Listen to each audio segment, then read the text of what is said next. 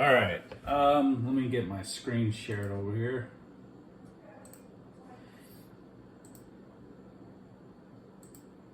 Can you guys all see my screen? Yes, sir. All right. So, well, first of all, just thank you guys for letting me sit in today. This is a huge help to me just finishing up my master's program. So, just thank you again. Now, so those of you who don't know me, I've been working here for 3 years. I was a teacher. I worked 1 year on Caleb's team, and I've been doing field experience for 2 years. This is my wife, my 2-month-old daughter, who's not letting me sleep, but we're good.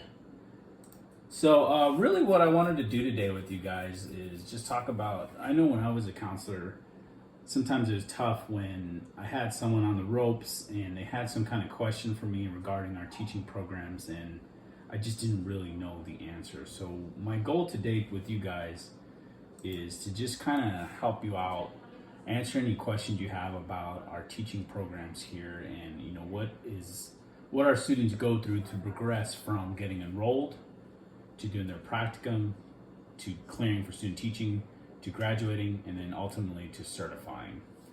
So anything that I can help you out with today so that when you're talking with these students, they have a question. Of course, you're not going to know every single thing, but you'll know the general sense of what to tell them to try to ease their mind for any concerns they have.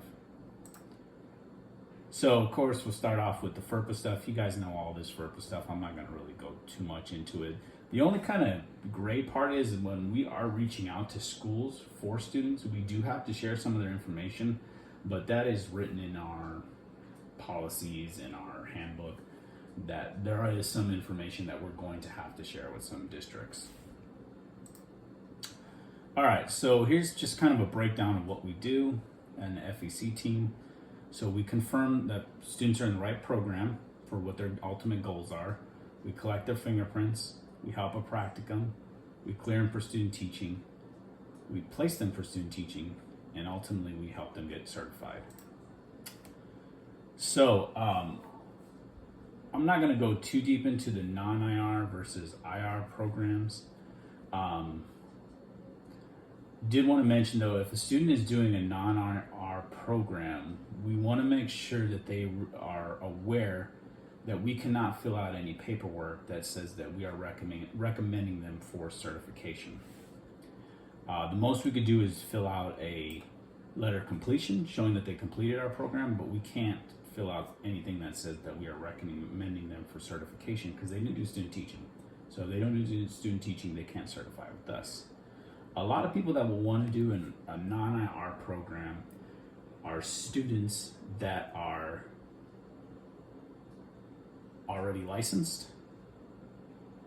So if they're already licensed, we need to find out why they want to do a program here. They may want to add an endorsement. Maybe they want to get a pay raise. Some students may want to add like special education certification onto their certificate. So our non-IR programs, we can't license them with the non-IR programs.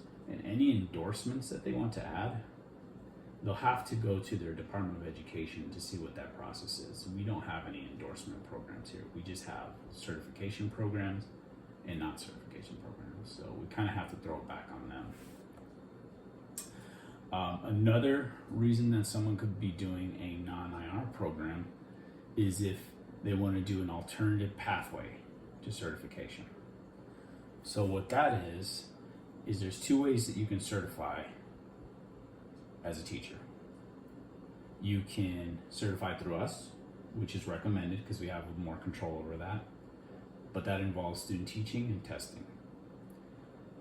Or they can certify through an alternative pathway with their state. Some states that can do this that we work with a lot are Florida, Louisiana, North Carolina. At that point, they'll just get our master's program here. They're not going to do student teaching, they're not going to do testing, but then it's up to them to work with their state on getting their certification through that alternative pathway.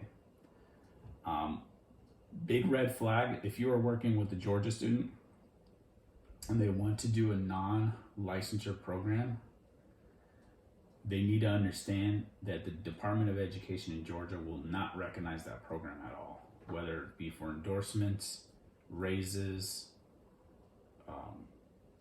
job, if they want to go to a different job, they just won't recognize it. So it's my advice to you guys: if you ever have a Georgia student that wants to go into a non-IR program, contact someone in field experience counselor, because we need to talk to them, because they need to understand that the Department of Education will not recognize it.